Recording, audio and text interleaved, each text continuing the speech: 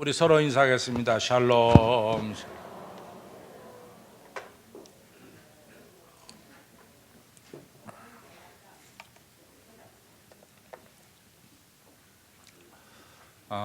지난주에 우리가 종교개혁주일로 저희들이 지냈습니다. 근데 종교개혁주일의 이제 핵심이 마틴 루터가 얘기한 것이 믿음으로 말미암아 구원을 받는다. 이것이 이제 우리가 종교개혁의 마틴 루터가 주장한 구원의 길이죠. 근데 제가 지난주에도 말씀을 드렸지만은 믿음으로 말미암아 구원받는다는 이 말씀이 좀 설명이 필요해요. 그냥 단순하게 믿음으로 말미암아 구원받는다 이렇게 해서 끝나면은 좀 오해가 있습니다. 어떤 설명이 필요하냐면 하나님께서 내게 베푸신 은혜를 우리가 믿음으로 받아들일 때 그때 구원은 이루어진다. 이것이 좀 더 정확한 설명이 되겠습니다. 하나님께서 내게 베푸신 은혜는 뭐냐?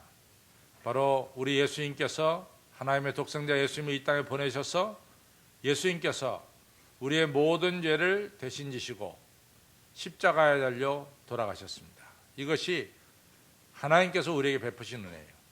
우리 죄 우리가 담당해야 되는데 하나님께서는 우리 죄를 우리가 담당치 않게 하시고 자기 독생자 아들 예수에게 그 모든 죄를 담당하게 하셨어요. 그리고 그 죄 때문에 예수님이 십자가에 달려 죽게 했습니다.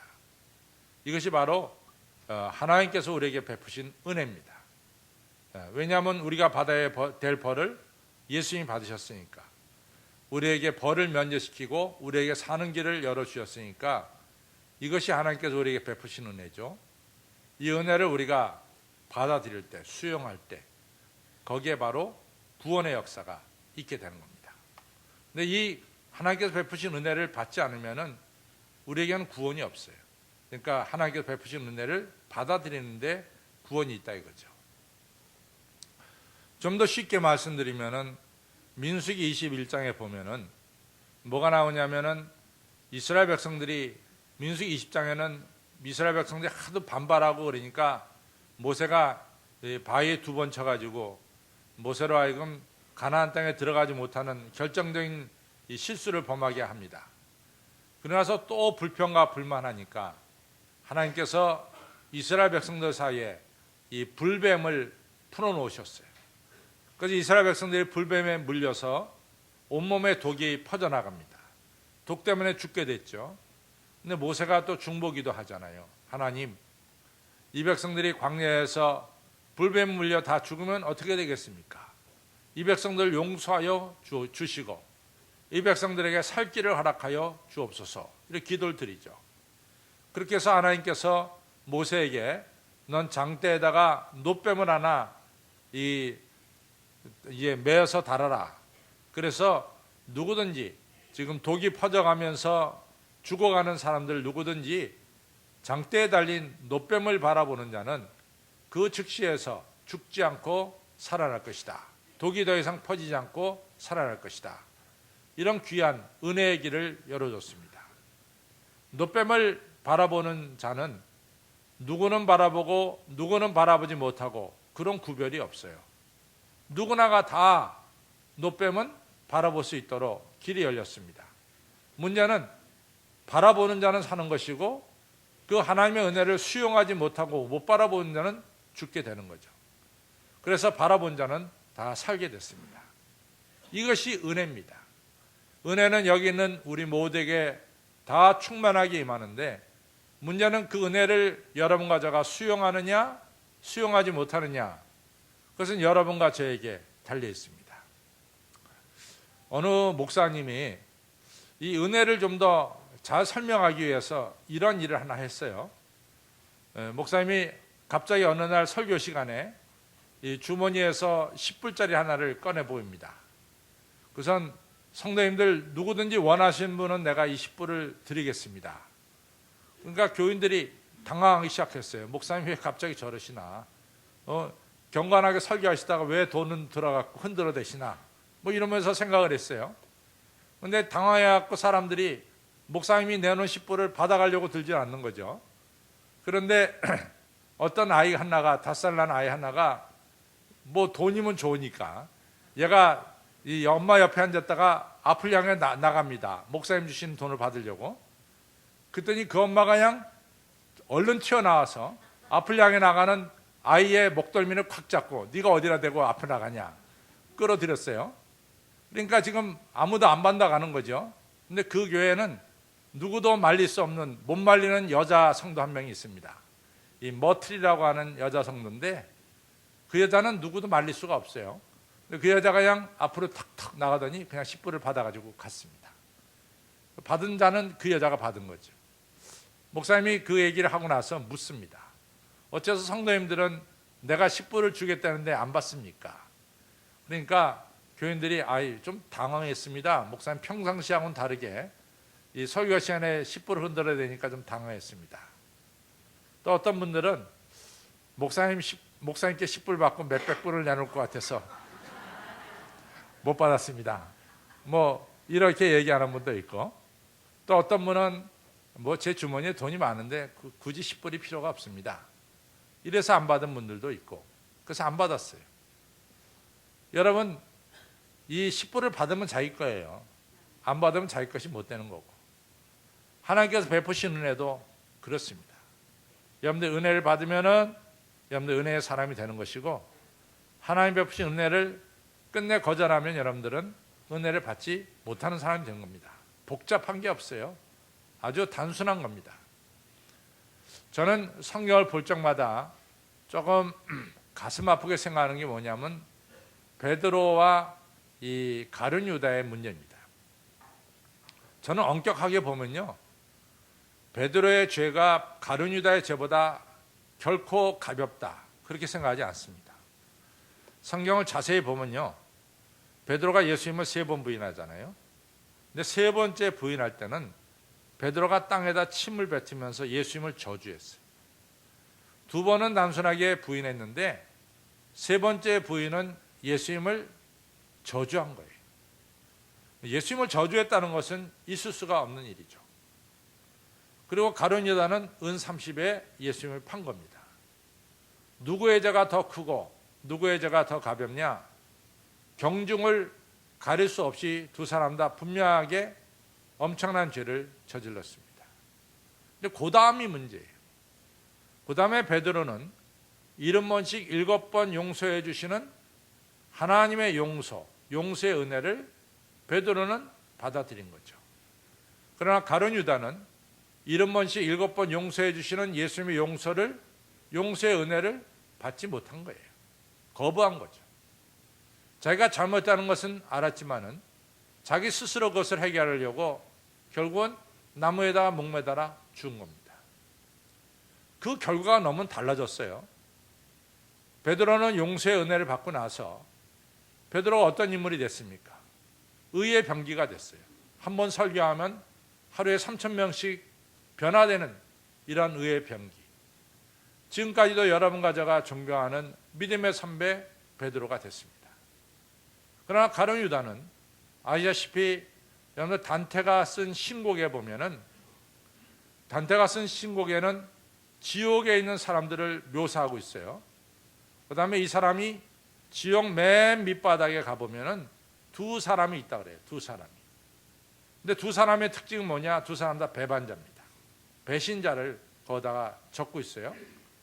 한 사람은 누구냐면 시저를 죽인 브루터스가 지옥 맨 밑바닥에 있고, 또 하나는 예수님을 은 30에 판 가룟 유다가 지옥 맨 밑바닥에 있다라고 단테는 그렇게 생각하고 있어요. 지옥 맨 밑바닥에 누가 하느냐? 배신자가 하는 것이 지옥 맨 밑바닥이다, 이렇게 그는 이해하고 있습니다. 여러분, 용서의 은혜를 받아들이지 못해서 결국은 자살해 죽었고, 지옥 맨 밑바닥에 떨어진 가룟 유다와 용서의 은혜를 받아서 여러분 아시다시피 오늘도 우리에게 믿음의 선배로 존경받는 베드로와는 너무나 엄청난 차이가 진다는 것을 알 수 있습니다. 그래서 은혜를 우리가 수용하느냐, 은혜를 수용하지 못하느냐는 오늘도 달라지고 미래는 더 크게 달라진다는 것을 알 수가 있는 거죠. 여러분들, 이 출애굽기 19장에 보면은 하나님께서 이스라엘 백성들에게 은혜를 베풉니다. 근데 그 은혜가, 그 내용을 보면은 상당히 중요한 내용이 거기 들어있어요. 우리가 이제 출애굽한 백성들을 이스라엘 백성이라고 부르기도 하고 또 뭐라고 부르냐면 히브리 족속이라고도 부릅니다. 그러니까 이스라엘 백성으로 부르든 히브리 백성으로 부르든 별 차이가 없어요. 근데 이제 히브리 백성이라고 하는 이 말 속에는 첫째는 이 사람들은 떠돌이라고 하는 의미가 들어있습니다. 여러분과 저는 이 세계 어느 곳에 가든지 여러분과 저를 돌보는 나라가 있어요. 그것이 대한민국입니다. 여러분과 저가 대한민국 패스포트를 가지고 세계를 어디를 가든 대한민국 사람임을 우리가 인정받게 되는 것이고, 대한민국이 여러분과 저를 어떻게 하든지 보호해 줄 것입니다. 이것이 바로 우리가 나라가 있는 백성의 특징이 있죠. 그런데 히브리 백성이라고 하는 것은 어느 나라에도 소속되지 않았어요. 다시 말해 국적이 없어요. 애굽 사람들도 이 사람들을 자기 백성이라고 여기지 않고, 그 당시 아시리아 사람들도 이 사람들을 자기 백성으로 여기지 않습니다. 이 사람들은 국적이 없는 거예요. 누구도 그 사람들을 돌봐주지 않는 사람들이에요. 또 이 사람들은 아시다시피 경제적으로 너무 가난해서 매일같이 하나님께서 만나와 메추라기를 내려주지 않으면 못 먹는 사람들이, 이런 사람들이에요. 먹을 것이 없는 사람들이에요. 내일을 위해서 뭐 쌓아둔 것이 없는 사람입니다. 오늘 그냥 먹고 없으면 굶는 사람들이 바로 히브리 사람들입니다. 세 번째로는 이 사람들은 사회적으로 맨 밑바닥이에요. 사람들이 밟고 다니는 흙처럼 누구도 이 사람들을 귀하게 여기지 않았어요. 천하디 천한 사람들이 히브리 사람들이었습니다. 근데 이러한 사람들에게 하나님이 뭐라고 조건을 내거냐면은, 내가 너희를 내 백성으로, 너희 지금까지 아무도 너희를 돌봐주는 사람이 없지만은 전능하신 하나님이 너희를 내 백성으로, 내가 돌보는 백성으로 내가 너희를 삼겠다. 너희들 지금까지는 천대받고 살았지만은 내가 너희를 존귀한 제사장 족속같이 만들어주겠다. 그리고 내가 너희를 거룩한 사람들로 만들어주겠다. 이것이 하나님께서 히브리 족속에게 베푸신 은혜의 조건이었어요. 은혜였습니다. 출애굽기 19장에 온 백성들이 예 감사합니다, 우리가 하나님의 은혜를 받아들이겠습니다, 이렇게 해서 히브리 족속들이 하나님이 택한 백성, 하나님의 백성이 되는 역사가 일어났어요. 여러분, 우리가 알다시피 이스라엘의 인구가 국내에 한 600만 살고 국외에 한 1200만 사는, 전체 합쳐서 1800만밖에 안 되는 인구지만도 여러분과 저가 누가 이스라엘 지금 무시하겠어요? 무시할 사람 없어요. 무시했다간 또 큰일 납니다. 여러분들, 왜 이렇게 히브리 족속인 사람들이 나름대로 존귀한 족속이 되고 하나님께 택한 백성이 됐느냐? 이유는 딱 하나예요. 하나님께서 베푸신 은혜를 저들이 받아들였다는 겁니다. 은혜를 받아들이면은 여러분과 저는 존귀한 백성으로 우리의 삶이 변화된다는 거죠. 그래서 은혜는 우리가 받아들이기만 하면 여러분과 저는 구원을 받습니다. 은혜는 여러분과 저가 받아들이기만 하면은 여러분과 저는 하나님의 백성이 되고 존귀한 백성이 되는 거예요. 은혜는 우리 안에 들어와서 열중샷 하는 것이 아니라, 은혜를 우리가 받아들이면 은혜는 우리 안에 들어와서 놀라운 역사를 행하는 것이 바로 은혜입니다. 그래서 오늘은 우리가 이 은혜를 받아서 이 은혜가 우리 안에서 역사해서 여러분과 저도 이 은혜의 역사로 말미암아 축복받는 하나님의 자녀, 또 의의 병기들이 다 되시기를 주님의 이름으로 축원합니다. 먼저 은혜가 우리 안에 들어와서 어떤 역사를 하느냐, 그래서 오늘 성경에서 분명히 사도 바울이 말한 것처럼 예수 그리스도의 십자가의 은혜가 우리 안에 들어오면은 우리의 옛사람을 죽이고 여러분과 저가 다시는 죄의 종노릇이, 죄에게 종노릇하지 않고 여러분과 저는 자유로운 사람이 된다는 사실을 말씀하고 있습니다. 이것이 오늘 은혜가 우리에게 주는 축복 중에 하나가 바로 자유입니다. 근데 여러분, 이 자유라고 하는 말, 이것이 굉장히 중요한 말이에요. 제가 언젠가도 한번 말씀드렸듯이 에른스트 케제만이 말씀한 Who is Jesus? 예수님이 누구냐 할 때 이 에른스트 케제만이 말하기를 Jesus means freedom. 예수님은 자유를 의미한다. 이런 얘기를 했어요. 예수님은 굶주림 속에 있는 우리들에게 굶주림에서 해방시켜 주시고, 병 속에 있는 우리들에게 병으로부터 해방시켜 주시고, 죄로부터 노예에 있는 우리들에게 이같이 죄로부터 해방시켜 주시고, 죽음에 사로잡혀 있는 여러분과 저에게 영원한 삶, 영생을 주시는 분이 바로 예수입니다. 따라서 예수님은 어떤 분이냐? 여러분과 저를 자유케 하시는 분이다. 이런 말씀을 제가 언젠가 한번은 드렸습니다. 우리가 창세기, 출애굽기, 레위기, 민수기, 신명기, 모세오경을 살펴보면서 우리는 여러 가지 이야기를 할 수 있어요. 뭐 아브라함의 이야기, 이삭의 이야기, 또 야곱의 이야기, 요셉의 이야기, 여러 가지 이야기를 할 수 있지만 그것은 우리가 정확하게 말하면은 창세기 36장까지의 얘기가 그 얘기입니다. 창세기 37장 요셉으로부터 시작된, 그 다음에 신명기 34장에 이르기까지 창세기, 출애굽기, 레위기, 민수기, 신명기 이 5번에 나오는 총 이야기는 뭐냐? 430년 동안 노예 생활하던 이스라엘 백성들이 하나님의 은혜로 자유로운 백성이 됐다는 것을 말하고 있어요. 그래서 모세오경이 우리에게 전해주는 이야기는 뭐냐? 하나님의 은혜가 430년 동안 노예 생활하던 이스라엘 백성을 그 노예 생활에서 뭐요? 자유케 했다. 이것이 주제입니다.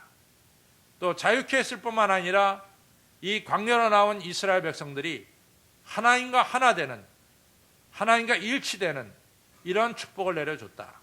그래서 이 모세오경을 다른 말로 얘기하면 뭐냐? 자유와 일치를 이룬 그런 역사적인 사건을 기록한 책이 바로 모세오경입니다. 그러니까 하나님 우리에게 주신 은혜 중에 중요한 것은 자유예요. 그 다음에 우리가 하나님과 하나 되는 일치죠. 오늘 사도 바울이 로마서 6장 6절로부터 12절에 말씀하신 것도 똑같습니다. 하나님께서 여러분과 저에게 주신 게 뭐냐? 자유입니다. 더 이상 죄가 우리를 지배하지 않습니다. 죄로부터의 자유입니다. 또 예수 그리스도를 통해서 우리가 하나님과 하나 되는 일치입니다. 그래서 예수님은 하나님과 우리를 화목케 하시는 화목 제물로 돌아가셨어요. 그래서 다시는 여러분과 저는 죄에게 종노릇하는 그러한 사람이 아닙니다. 여러분, 누가복음 15장에 보면 탕자 이야기가 나오는데, 탕자가 아버지 집을 떠난 게 죄죠. 그리고 돈 다 이제 잃어버렸습니다. 탕자가 어떻게 됐어요? 탕자가 돼지를 치는 자가 됐어요. 근데 돼지 주인이 얼마나 이 악한 사람이냐면 탕자에게 먹을 것을 주지 않는 거예요. 그러니까 탕자가 돼지가 먹는 쥐열매라도 먹으려고, 굶으면 안 되니까 그걸 먹으니까 주인이 말이죠, 채찍을 들고 탕자를 때리는 거야. 이 돼지보다 못한 인간아, 어떻게 돼지가 먹을 걸 네가 먹냐? 너 돼지 치라 그랬지? 네가 돼지 칠 걸 먹으라 그랬어? 그러면서 탕자가 돼지보다 못한 취급을 받았어요. 짐승보다는 못한 취급을 받았어요. 탕자는 이 물질에 완전히 노예가 돼버리고 말았습니다. 먹을 것에 노예가 돼버리고 말았습니다. 근데 이런 탕자의 머릿속에 한 가지 떠오르는 게 있어요. 우리 아버지는 나를 받아주실 것이다. 이것이 떠오른 거죠. 그 탕자가 아버지 집으로 갔어요. 아버지가 베푸시는 그 은혜를 믿고 탕자 갔습니다. 탕자는 그 은혜를 받게 되는 거죠. 더러웠던 옷은 벗겨지고, 더러웠던 몸은 씻겨지게 되고, 새 옷이 입혀지고, 이제는 노예가 아니라 자유인이라고 하는 상징으로 반지가 끼워지고 신발을 신게 됩니다. 더 이상 탕자는 노예가 아니에요. 더 이상 돼지치는 돼지보다 못한 인간을 취급받는 것이 탕자가 아닙니다. 이제는 모든 것을 다스리는 자유인이 된 거죠. 그렇습니다. 예수 그리스도는 여러분과 저에게 자유케 하는 은혜를 주셨습니다. 브라질에 가보면은 성 조세 드 캠포스라고 하는 도시가 있어요. 근데 성 조세 드 캠포스라는 도시에 휴마이타라고 하는 교도소가 있습니다. 근데 이 교도소는요, 이게 문제가 좀 많아요. 왜 문제가 많냐면은 교도소에 우리나라 똑같지만은 이 교도소에 들어왔다가 출소하는 사람들의 80%가 다시 교도소로 들어오는 거예요. 그러니까 교도소가 이 죄수가 교도소에 들어와서 교화돼서 새 사람이 되는 것이 아니라 그 다음에 들어올 때는 더 흉악한 범죄가 돼가지고 교도소에 들어오는 거예요. 이런 문제를 갖다가 이제 여러 가지로 해결하려고 애쓰죠. 그러다가 이제 한번 이 브라질 정부가 성조세스 캠퍼스에 있는 교도소는 한번 시범적으로 거기는 정부가 파송한 교도관을 세운 것이 아니라 그 성조세스 캠퍼스에서 훌륭하게 목회하는 목사님들에게 그 교도소를 관리할 수 있도록 이같이 기회를 주었어요. 목사님들이 그곳에 가서 교도관 대신 죄인들을 대하면서 열심으로 복음을 전했습니다. 근데 정말 하나님의 역사가 그 교도소 안에 일어났어요. 이 죄수들이 예수님을 영접하게 되고 예수님을 믿게 되고 그리고 사람이 변하는 겁니다. 근데 세계 교도소에 다니면서 이 죄수들의 인권을 주장하는 척코스인이라는 사람이 있는데 이 척코스인이라는 사람이 휴마이타라고 하는 이 교도소가 새롭게 변했다, 이런 이야기를 듣고 궁금해서 이 미국 사람이 이 브라질 성 조세 캠퍼스까지 와서 휴마이타라고 하는 교도소를 방문하게 됩니다. 문을 두들기고 보니까 어떤 사람이 나와서 열어주고 이 사람을 내내 척코슨을 교도소 곳곳을 소개하는 거죠. 그런데 척코슨이 그 사람에게 물어봤어요. 당신은 간수냐? 그랬더니 나는 죄수입니다. 나는 살인을 저지르고 들어와서 무기징역을 살고 있는 죄수입니다. 근데 이 살인을 저지른 무기징역 이 죄수가 바깥에서 온 사람을 안내하는 이런 일을 하는 거예요. 그 자체가 이 척코스는 이해를 못하는 거예요. 간수가 안내면 몰라도 죄수가 이 사람을 안내. 그리고 그 교도소에 들어있던 모든 사람들의 얼굴이 전부 다 웃는 거야. 환한 얼굴이야. 그러니까 이 교도소가 달라진 거지. 왜냐하면 죄수들이 전부 다 웃음을 가지고 또 교도소 안에 다 뭐 목공들은 목공 뭐 다 맡겨진 일을 하는데 다 열심히 일하는 거예요. 다 즐겁게 일하는 거죠. 정말로 교도소에는 정말 죄인이라고 하는 죄인은 찾아볼 수가 없어요. 전부 다 자유롭게 기쁜 마음으로 그 안에서 생활하는 거죠. 바뀌었습니다. 그러면서 이제 어느 끝방에 가게 됐는데 이 간수가 끝방은 보이지 않고 딴 데로 가려고 그래요. 이 죄수가. 왜냐? 저 끝방이 뭐냐? 끝방은 독방입니다. 저 독방은 뭐 하는 데냐? 죄수들 중에 말 안 듣는 죄수 저기다 불러다 놓고 때리기도 하고 감금도 시키고 혼자 그곳에서 지내면서 반성하게 만드는 것이 저 끝방, 독방입니다. 그래도 척코슨이 보고 싶었어요. 끝방에 누가 있느냐? 누가 있습니다. 한번 보고 싶다. 뭐 볼 필요가 없는데요. 보고 싶다. 그 끝방에 데려가서 끝방의 문을 열게 했습니다. 끝방의 문을 여니까 정말 한 사람이 있었어요. 근데 그 사람을 보니까 나무에 달려있는 예수 그리스도가 거기에 있었습니다. 예수 그리스도가 달린 십자가를 거기다가 그 끝방에다 갖다 놓은 거죠. 이 죄수는 말합니다. 예수님이 우리의 남은 영계를 다 채우고 있습니다. 저 안에서. 예수님이 우리 대신 십자가를 짐으로 그가 징계를 받음으로 우리가 자유를 얻었습니다. 여러분 그렇습니다. 은혜는 여러분과 저를 자유케 합니다. 여러분과 저가 이 자유를 누린다는 것처럼 이 축복이 없어요. 더 이상 죄는 여러분과 저에게 이래라 저래라 할 수 없어요. 사망아 너의 이기는 것이 어디 있느냐? 죄야 너가 쏘는 것이 어디 있느냐? 예수 그리스도로 말미암아 이김을 주시는 우리 하나님께 우리는 감사하리로다. 사도 바울의 고백입니다. 여러분들 아무쪼록 은혜가 우리에게 주시는 그 역사는 뭐냐? 여러분과 저를 자유케 한다는 것을 기억하시기를 바랍니다. 또 은혜가 우리에게 주는 건 뭐냐? 여러분, 우리가 이제는 다시는 옛 생활로 돌아가지 않는 거예요. 우리는 새 생활로 돌아가는 거예요. 저는 이제 에스겔서를 공부하면서요, 참 에스겔서가 다른 책하고는 특별한 면이 있어요. 그 면이 뭐냐면은, 여러분, 우리가 여호수아, 사사기, 사무엘 상하, 열왕기 상하 이 6권을 가리켜서 좀 신명기적인 관점에서 이 역사책이 쓰여졌다 이렇게 얘기합니다. 그러니까 신명기 역사가가 이 책들을 썼다 이렇게 얘기를 하죠. 신명기 역사관이 거기에 들어있다 이런 말도 합니다. 그 신명기 역사관이라는 게 뭐냐? 신명기 역사관이라는 것은 인간이 범죄를 저지르잖아요. 그럼 범죄한 인간에 대해서 하나님이 심판하십니다. 그럼 하나님의 심판을 받으면 인간이 너무 고통스럽죠. 뭐 포로로 끌려가기도 되고 죄수가 되기도 하고 약탈당하기도 하고 너무 고통스러워요. 그럼 고통 속에서 인간이 왜 우리가 이렇게 됐을까? 이것은 우리가 하나님을 떠나고 우상을 섬긴 죄구나. 그것을 깨달아요. 깨달으면 어떻게 되느냐? 회개하게 되는 거죠. 하나님, 우리가 하나님의 은혜를 저버리고 죄를 저질렀습니다. 우리가 잘못된 길로 걸어갔습니다. 우리의 죄를 용서하여 주소서. 회개한단 말이죠. 회개하면 하나님은 뭡니까? 그 얘기를 받아들여서 우리를 용서해 주시고 우리를 회복시켜 주세요. 이게 사이클처럼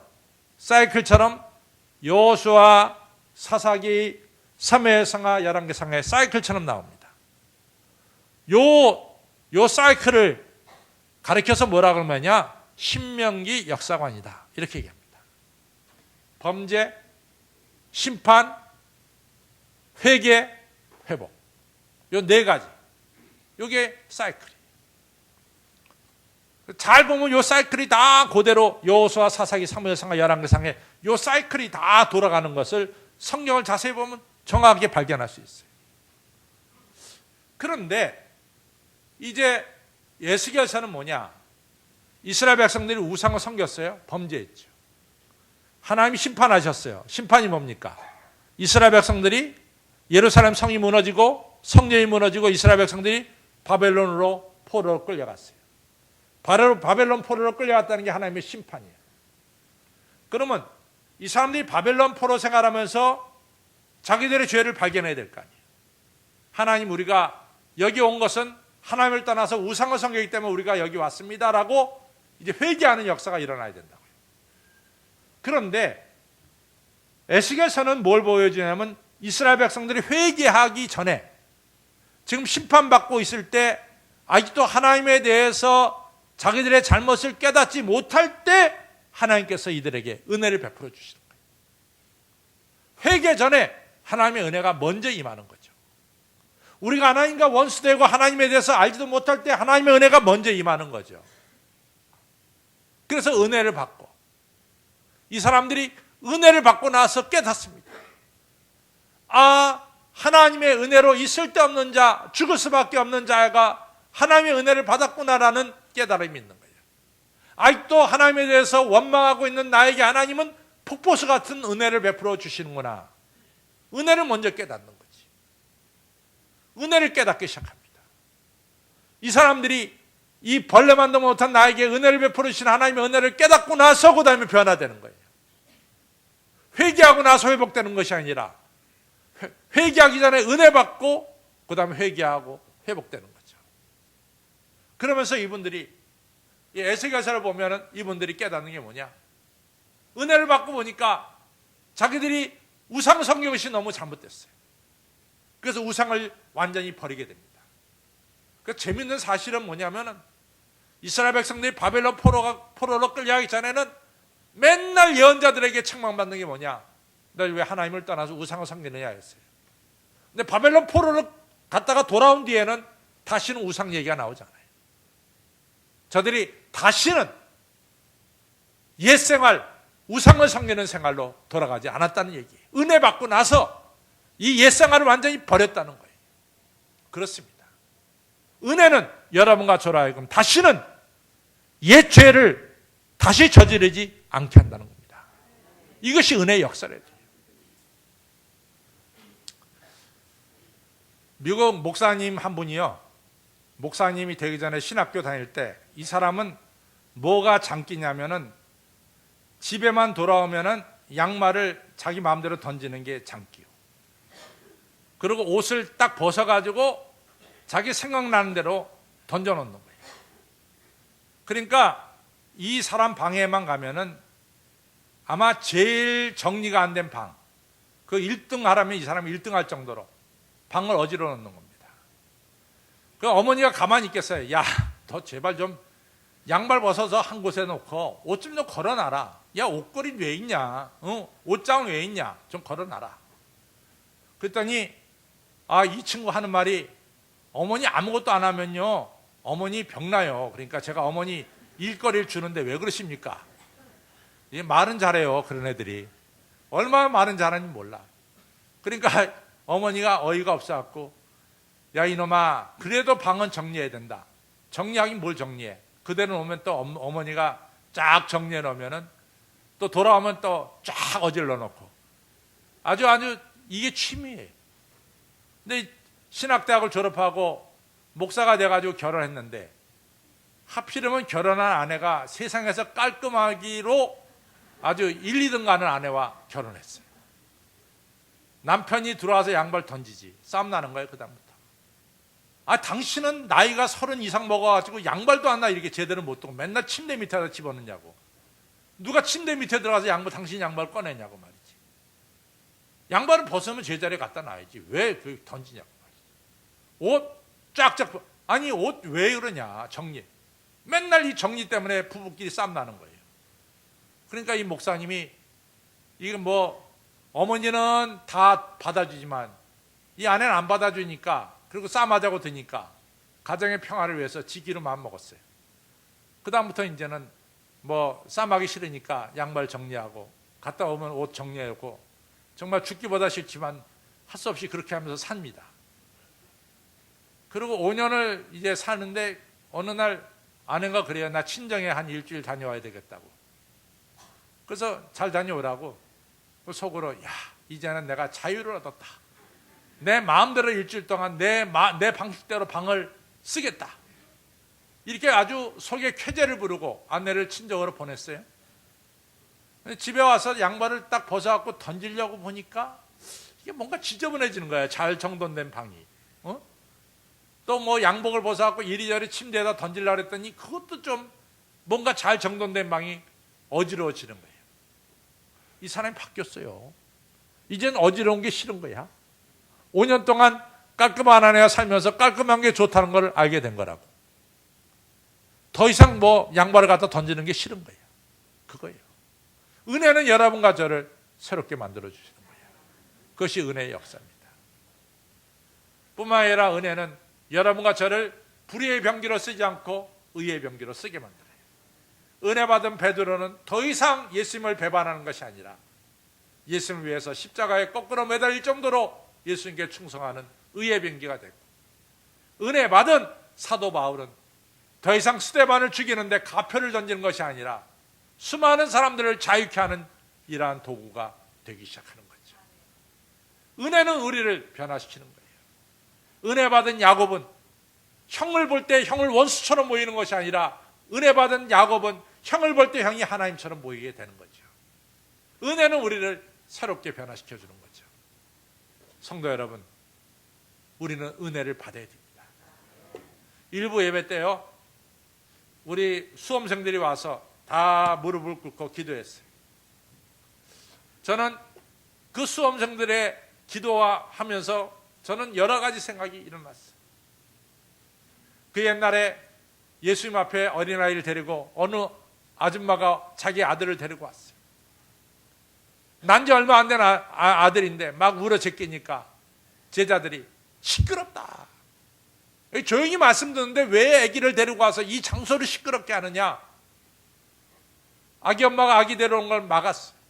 예수님이 멋지게 보시며 하신 말씀이, 제자들아, 아기들이 내게 오는 것을 막지 말아라. 그러면서 그 아기를 품에 안고 기도하셨어요. 너희들 이 아이와 같지 않으면 천국에 들어가지 못한다. 그러면서 아이를 갖다가 이 기도한 다음에 그 엄마에게 주었습니다. 그 아이가 누군지 아세요? 그 아이가 성 이그나티우스라고요. 성 이그나티우스라고 초대교회 기독교 교회사에서 초대교회사에서 절대로 잊지 못할 안디옥 교회 감독이었던 성 이그나티우스. 너무나 훌륭한 인물, 출세한 인물이 된 거죠. 뭐 때문에? 은혜 받았기 때문에 그런 거예요. 은혜는 여러분과 저의 인생을 바꿔놓는 것이 은혜입니다. 여러분 은혜 받으셔야 됩니다. 근데 은혜 받는데 몇 가지 필요한 게 있어요.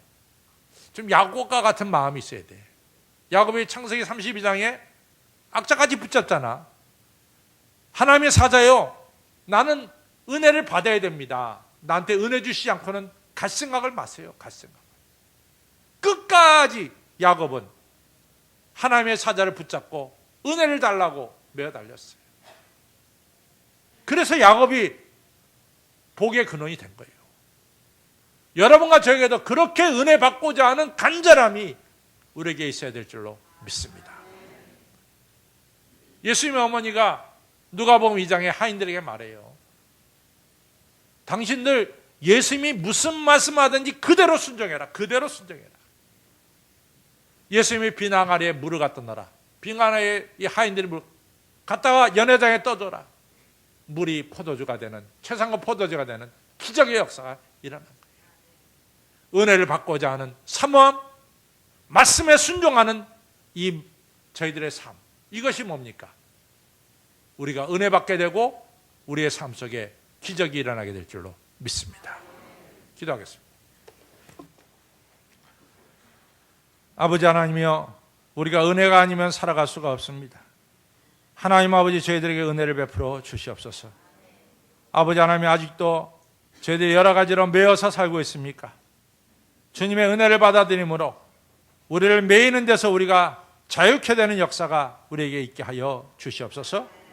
아버지 하나님이여, 저희들 다시는 죄가 우리에게 왕노릇하지 않도록 막아주시고, 저희들 은혜가 우리의 삶 속에 충만해져서 우리가 은혜로 말미암아 새로운 인생으로, 축복받는 인생으로, 기적이 일어나는 인생으로, 그리고 의의 병기로 저희들의 인생이 나아갈 수 있도록 축복하여 주옵소서. 이 시간 은혜 받기를 사모합니다.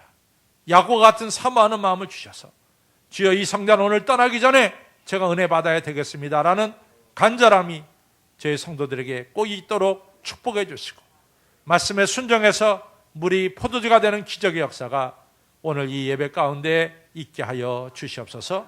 예수님의 이름으로 감사하며 간절히 기도 올려 싸움나이다. 아멘.